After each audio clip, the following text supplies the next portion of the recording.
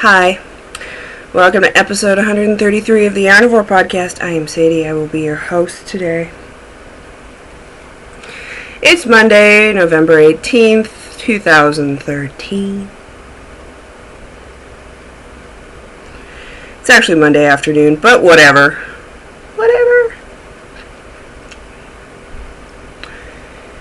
It's been a busy time of dyeing up Fuji yarn for Fuji kids and warping and blah blah blah blah blah. So yeah, let's jump right on in.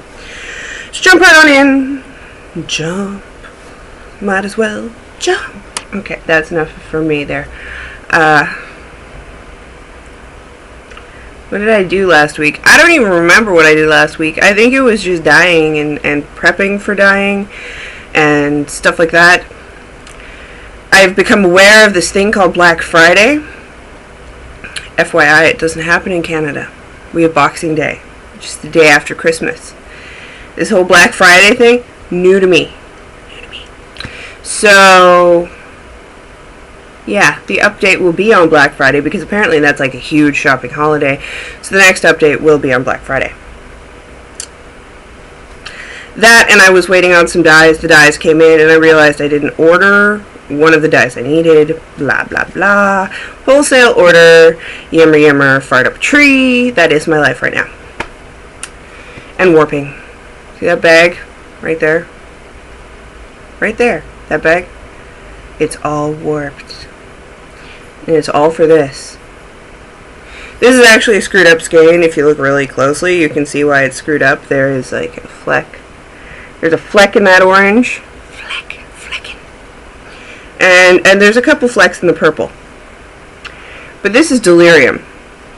This has been in the shop before. This of course is a screwed up one, so it's mine. There's a purple fleck problem right there. If you ever wondered, if they're shaded when they're not supposed to be shaded, if the color turns out the wrong color, you are being very advantageous. Or if they're flecking like that, that's what makes them screwed up skeins, and that's what makes you get $5 off. In this case, I wanted one, so I just kept the screwed up one. And, yeah. Neil Gaiman's birthday happened, and this is actually based off of a character in Sandman, the comic book Sandman. It's an uneven 5-stripe. There are 2 rows of pink, 2 rows of purple, 2 rows of blue, 2 rows of orange, and 8 rows of black. If you've ever read the Sandman comic books, I don't need to explain to you who Delirium is. She's probably one of the favorites. Her, Death, and Morpheus, of course, or Orpheus, or Dream, whatever you want to call him. You know, every goth girl in their right mind wanted to date a guy who looked exactly like him when they were teenagers, just saying. Then we all grew up. Not really. So, yeah, that's a big bag of it of it warped. Some of it is going to the wholesale. Some of it will be going in the shop update.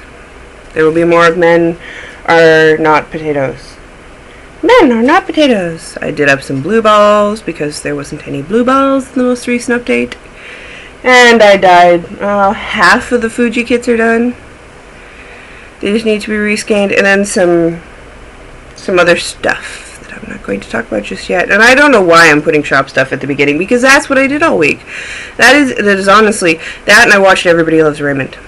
FYI, every now and then I will watch like everything there is of an old show. It's just what the hubs and I do, and when we feel like it and we want to watch TV, we just put on Netflix and whatever's there. We did all of Frasier, so now we're on to all of Everybody Loves Raymond. It's a strange life. See, when he's not home, I watch things like Oddities and Pitbulls and Parolees, My Cat from Hell. He's not into reality stuff, and I'm not really into reality stuff until I moved here. Now it's very anthropological for me, so I like watching other people's sister wives. I have this weird obsession with watching sister wives. I would never be a sister wife. We all know my husband's from Utah, so he doesn't like the show at all. At all. Because if you're from Utah and you're not in that particular fundamentalist sect, everybody thinks you are. And it sucks. But it's very interesting to watch from an anthropological perspective, just how it works. So I'm highly entertained by it because I'm no longer in my field or my discipline, and I'm not studying that stuff 24/7. So it's nice to break back into it and just look at it from a academic lens. Because otherwise I'm just speculating on the relationships between my cats, and no one needs to do that. So that was my week. There was some knitting. I didn't finish anything. I feel the need to put that there. I'm going to talk a lot with my hands. Because for some reason that makes it more like active and yummy. So no finished objects. Let's just work right into the whips. Saying too much. It's the downfall, man. It's my downfall. At least my hair is still blue. It's kind of wet still. Sorry about that. Those are your options. Podcast or no podcast. And I've switched to Diet Coke. So the socks we saw me working on last episode, I finished the first one. This is the Little Bit by Laura Linneman, also known as Lala. There's the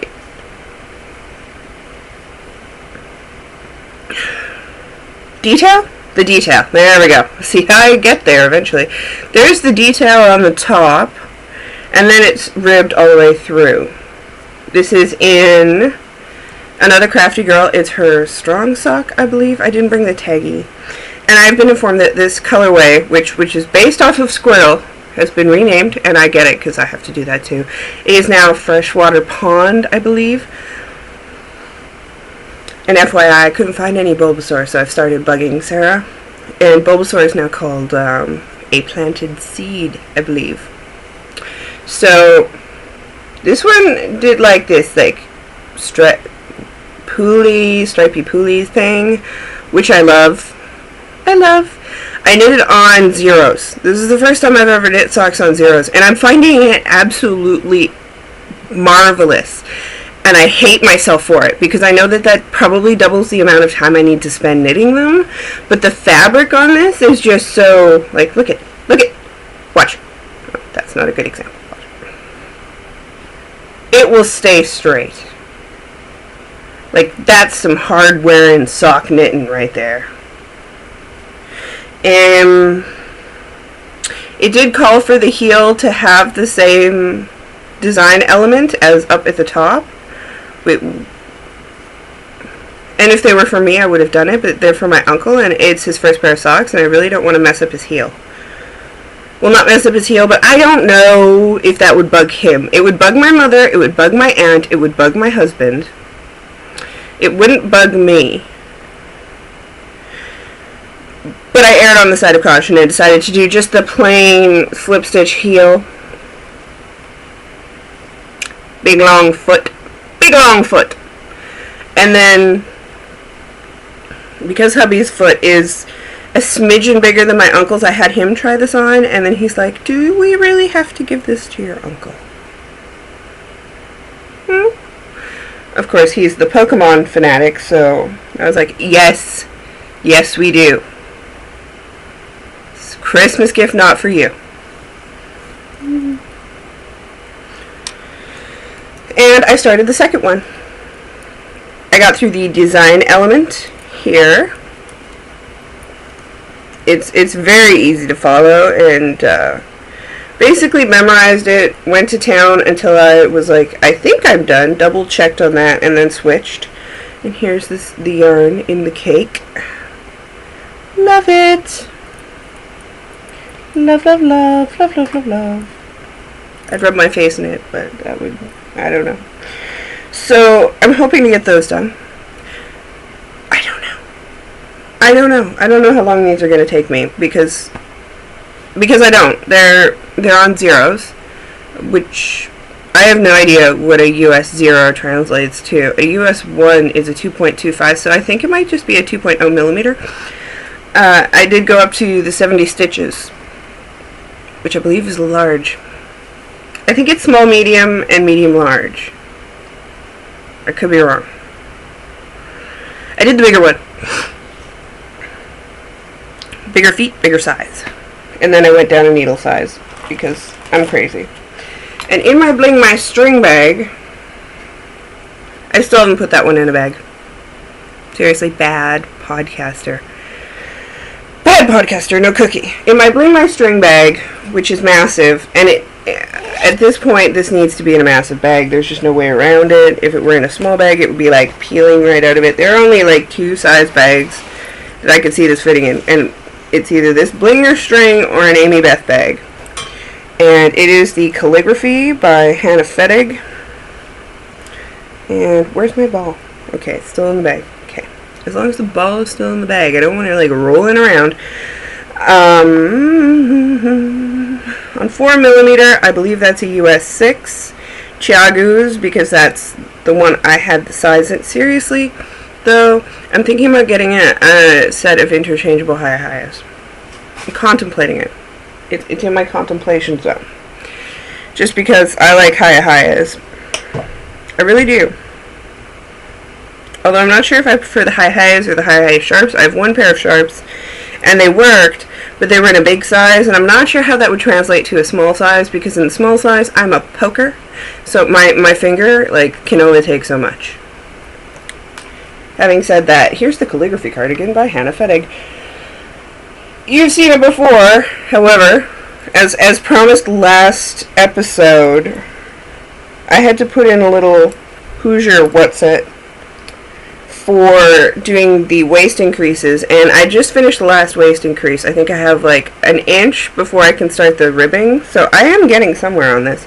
But I promised you that I would put a thing in, so you would actually be able to discern some progress.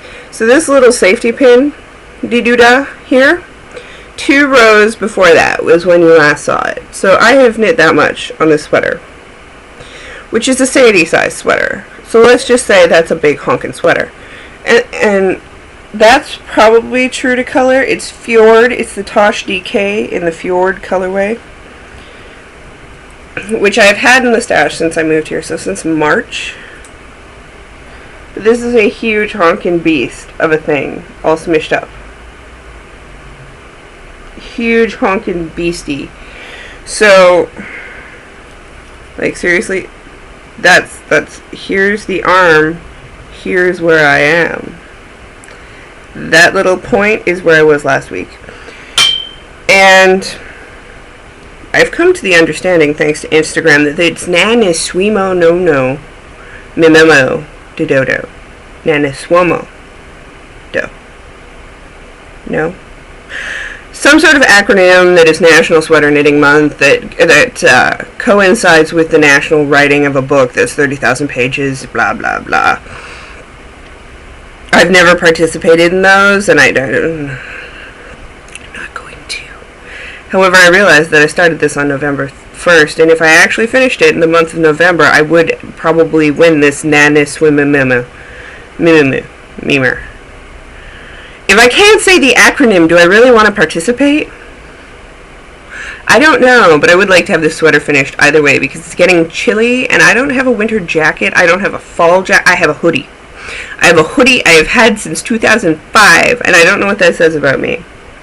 I'm really picky about jackets, so I went jacket looking this side tangent. I went jacket looking this weekend, and nothing. Because apparently fat women want to dress like Hyacinth Bouquet this season. That if you've watched Keeping Up Appearances, you know the reference. If you haven't, Google Hyacinth Bouquet or Keeping Up Appearances. Yeah. Apparently all large women want to dress like her this year, because that's all the jackets I seem to be able to find in my size, and it's very pissing me off, because before I'd just go to Ricky's, which is a Canadian chain, and wait for a good sale and then jump on one. But because I'm not there, I can't tell if the fit fits right. Like, all I have is their standardized sizing online, and it's like, no, some of them are tighter and some of them are looser. And I can fit some of the double XLs from Ricky, and I can't fit some of the double XLs from Ricky. And, oh my god, I just need to lose weight and stop having to deal with this BS.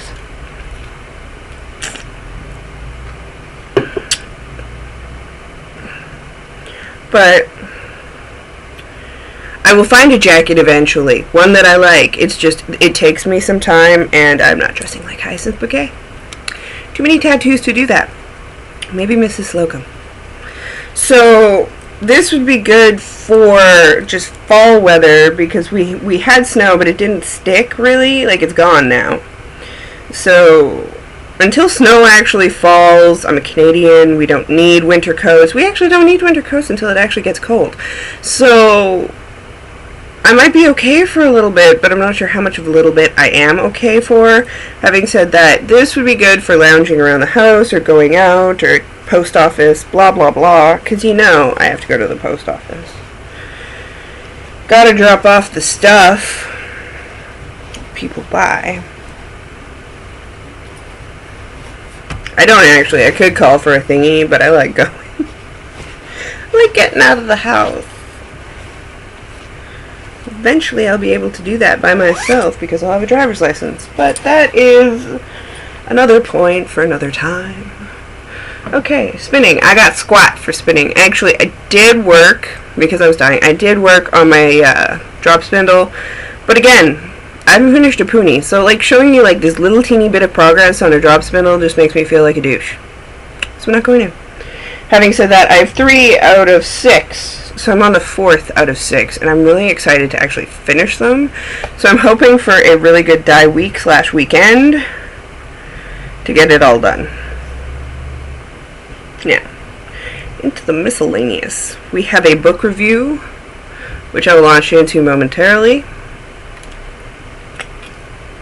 But I also want to take the time to tell you that all the DK weight yarns in the shop, there's nightmare.com, so any of the Haunted DK and the Mars, Jupiter, or Mercury colorways, with the code YARNIVORE, YARNIVORE,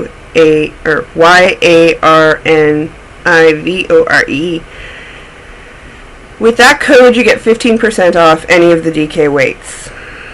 So now will probably be a good time to go and get some sweater quantities. That'll be on till November 30th, but the quantities aren't going to change. What's there will be there till November 30th. So if you do want to get a sweaters quantity at a good discount, now is the time. And there are sweater quantities of all 3. So feel free to wander on over there and use the coupon code, discount code, whatever it is. You apply it at the end. Right before you check out, you apply it. Please do apply it, because I don't want to have to do the math. Like, the store will do the math if you do it there. And if you've been thinking about doing the Maxfield cardigan, now is the time. Because you could do a little bit in this color, a little bit in that color. It's a nice idea. Or if you just need some skeins of DK for cowls and whatnot. Just saying. It's there. It's there, and it will be with the coupon code till November 30th. Radio. So the lovely people at Cooperative Press sent me another book to review. It's a double-edged sword for me, this book. And it's because I told myself I would not knit for Christmas. I told myself, as I often tell myself, you do not need to knit for Christmas. You're doing your uncle's thing, fine. You know, you're gonna give your aunt a shawl, fine. You've got a bunch pre-knit. You can just pick one of those. You'll probably knit something for your mother. You always knit something for your mother. Good. We're fine with that. Past that, don't go crazy. Don't turn into the year you did sweaters for everybody. Remember that year you were up till 4 in the morning finishing a Saskatchewan Rough Rider sweater for your brother. Don't do it. Just don't. Just don't. And then I got this book. And it's called Head to Toe Kids Knit Accessories. It is by Katja Frankel.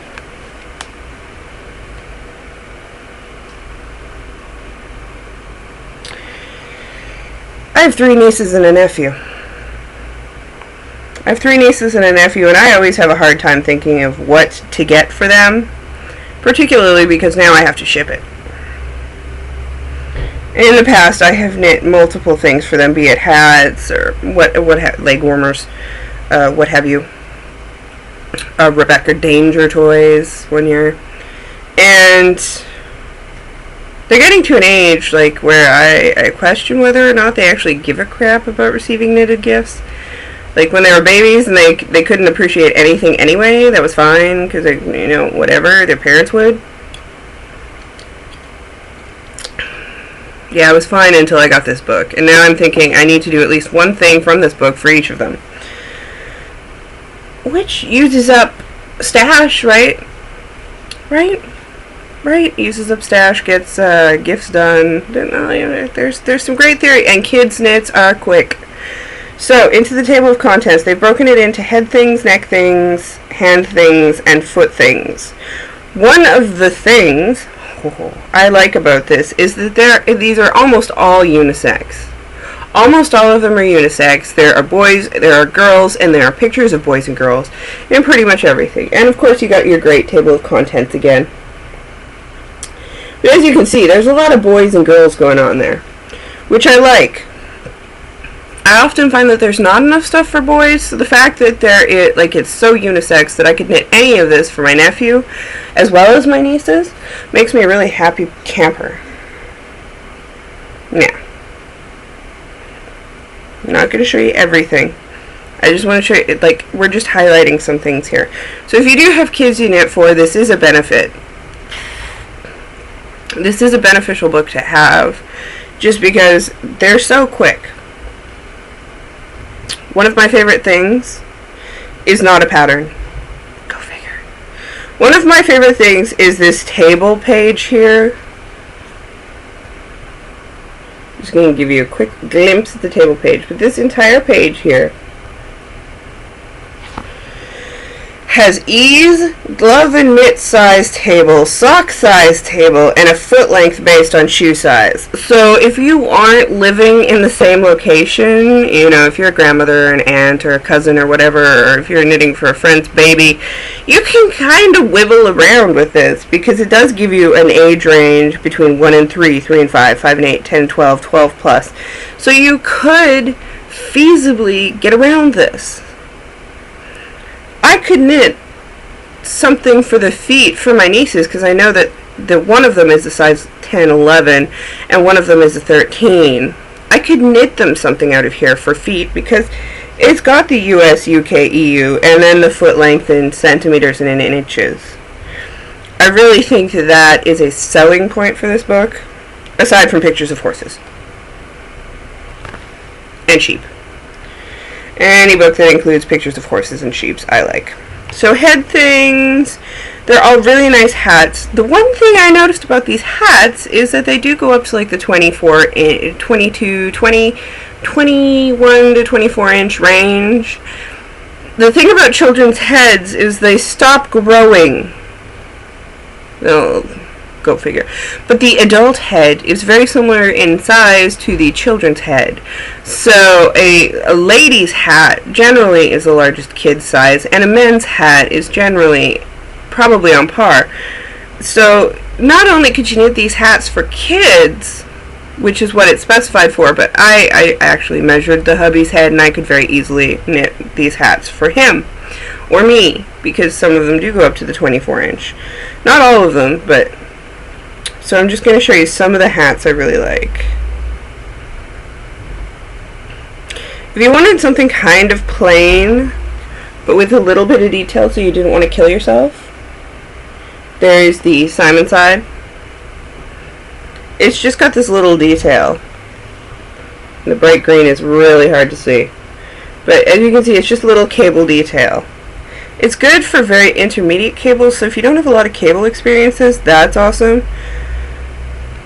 There are two. I have two favorite hats, and one of them is this one. It's the Durger, and it's got this cute little detail, but it's also got a very interesting top. Like, that's how it's connected there. I like how it's connected. I just find that very interesting. The DUERGAR, Durgar. And it goes up to a 21 1/4 inch to fit a 24-inch head. So really, like, I mean, you could do that for an adult too. There are no restrictions on these hats for doing them just for kids. I know it is specified for kids, but I have a 22, I think, inch head. So these would fit me, and if they would fit me, they would probably fit you. My favorite hat, bar none, is the Browburn. Now this is actually not a cabled hat, but it looks like a cabled hat, and it adds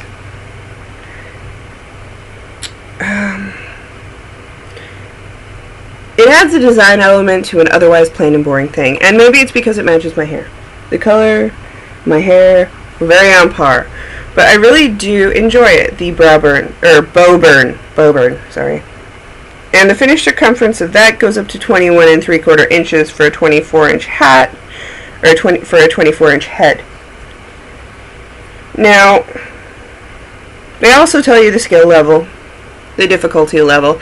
I kind of find those arbitrary, not just in this, but in anything, because, you know, we can all say, oh, it's easy, or oh, it's hard, but you don't know if twisted pearls or regular pearls or knit or twisted knit, or you don't know what level other people find easy or hard. So I always find those to be a bit I think it's easier just to say these are the skills you need for this, as opposed to here's the difficulty level, because I don't actually think there is a difficulty level, whether it be easy or blah blah blah.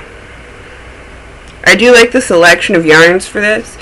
I find that a lot of books, etc., will suffer from using extravagant yarns, and at some points there are extravagant yarns for children in here. There's no way in hell I would use anything with silk for a child. I've seen the way my brothers and their wives do laundry. There's no problem with that, but they each have 2 kids. They have busy lives. They do not want to take care of silk for themselves, let alone for their children. However, there is a whole slew of things that are knit and nitpicks in here, which I think is great to show the price differentials and alternatives. Now, kid cowls. This is a whole new thing.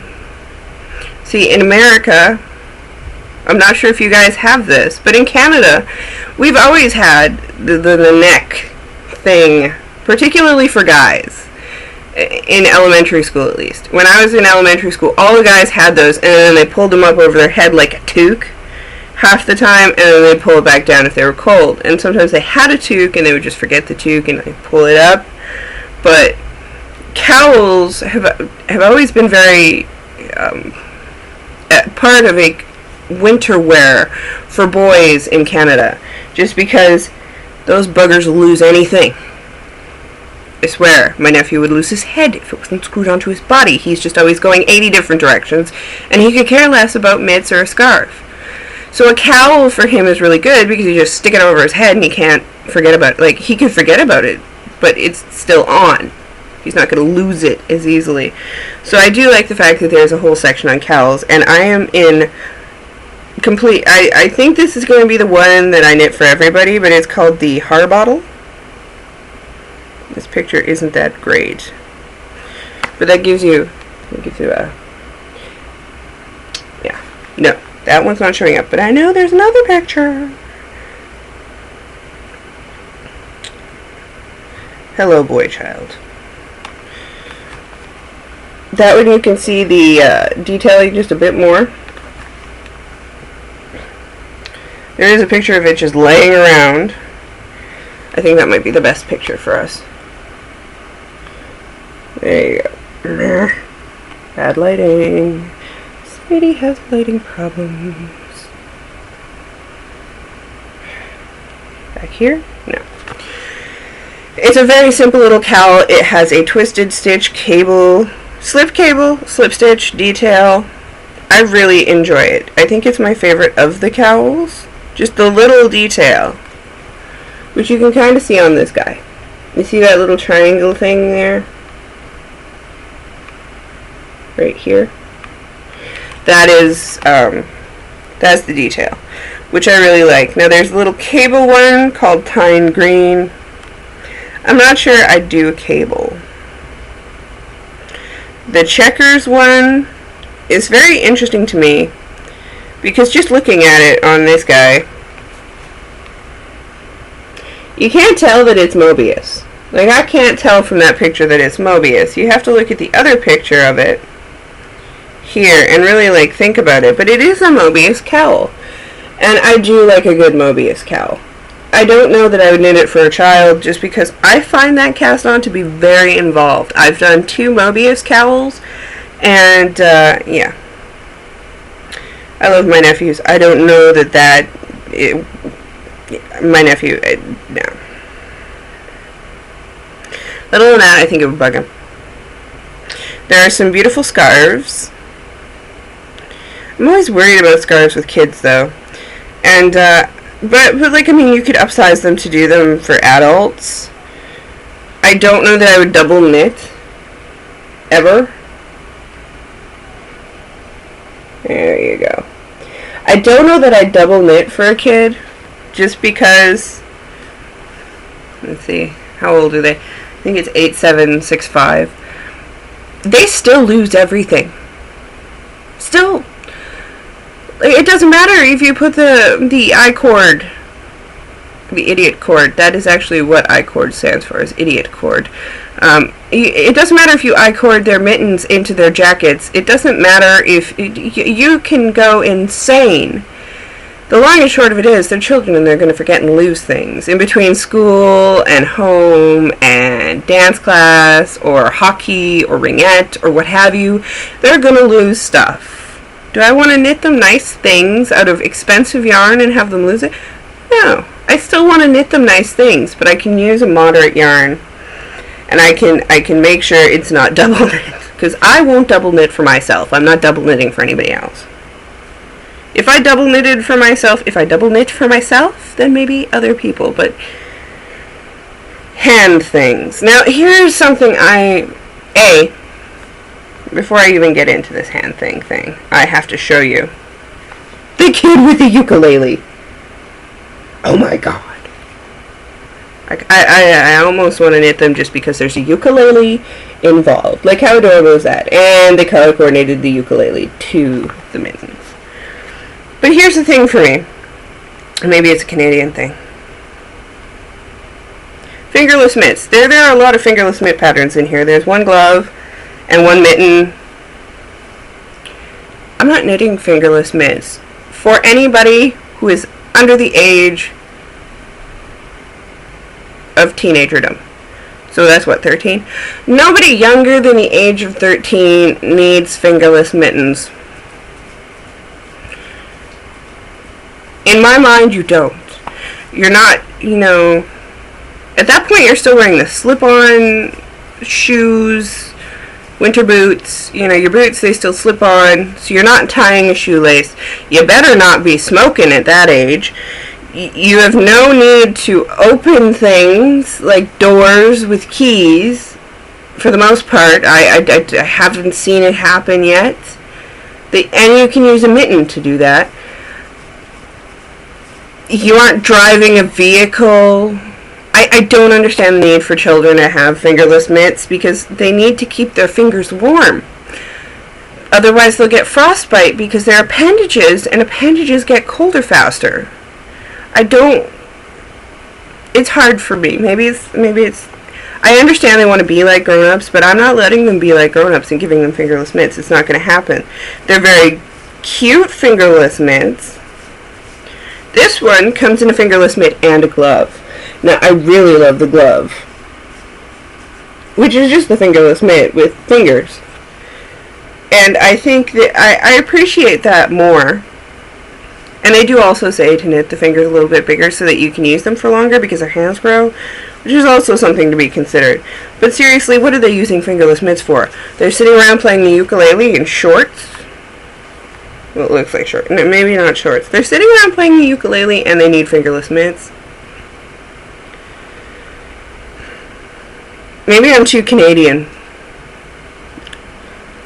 Like, why do you need your fingers to be exposed? Why? There's no... I know why I like my fingers exposed, and they are things that children do not do.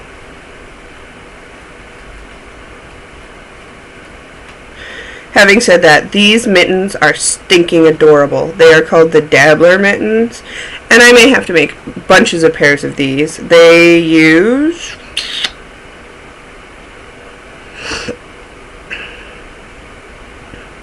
Lawrence Laced's shepherd's wool, which is worsted. Shepherd's worsted. Not worsted weight, so they're pretty quick. I'm pretty sure I can find some worsted in my stash. But I like the little detail. I think they would be very quick. I think that they would be the kind of thing that you wouldn't be absolutely heartbroken if they got lost on the school bus or coming home from school or after dance class or what have you. I think they would keep their hands warm. The Dabbler mitt. I think that is my favorite of the hand things. And they go up from 4 years old to 12 years old. So technically I could do it for everybody in my niece and nephew family. Now onto the feet things. I'm a little reticent to do... I knit socks I knit a lot of socks. Of everybody I know, I knit a lot of socks. I am not comfortable knitting socks in a sock weight for kids. It's too much effort for it to be... for them to grow out of it faster. Having said that, I have absolutely no problem doing it in a thicker level, or in a thicker weight, or doing a slipper. I, for one, think these are stinking adorable. I think those would be a nice, comfy, warm sock, and it's out of Gaia by Blue Moon Fiber Arts. Again, I wouldn't use I wouldn't use Socks That Rock or Gaia or Blue Moon. I wouldn't use it for kids. That's because I'm cheap. I'm just not going to. I, however, have a very amicable stash of other things that I can use for them. It's an Aran Weight quick sock. And it comes in 4 different sizes. It's really, like, I mean, seriously, it's an Aran Weight sock. That thing's gonna be, like, I could probably do up a pair in a night, maybe a couple days. But those would keep you warm in a boot. That would be my thing. They've also got these cute little slippers. Those just look like cute and fun. You could probably throw a crocheted flower or something on it if you wanted to dress it up for a girl. These are out of Classic Elite Montera.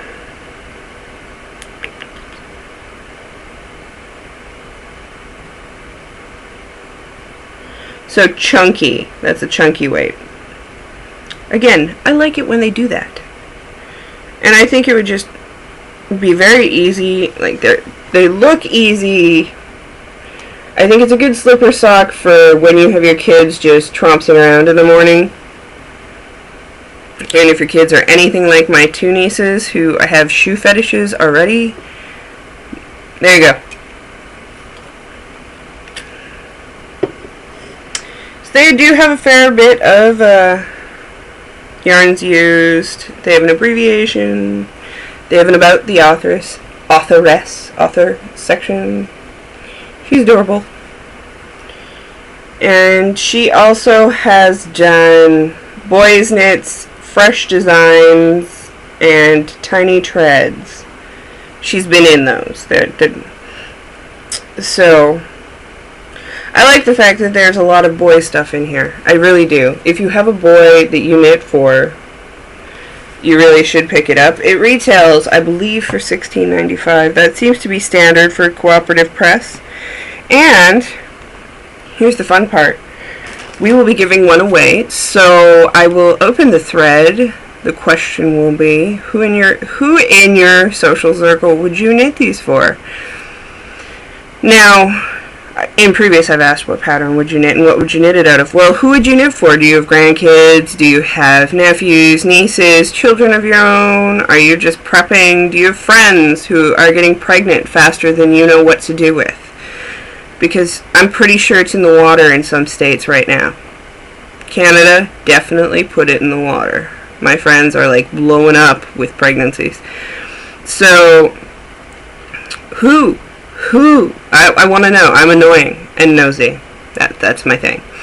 And thank you again to Cooperative Press for not only donating that, but sending it off to be reviewed to us. That is very nice of them. And that is everything I had to do today. So I will let you go. I hope you have a great week. I hope if you want to get DK weight yarn, you do it faster, so you get as many skeins as you need. And I will see you next week.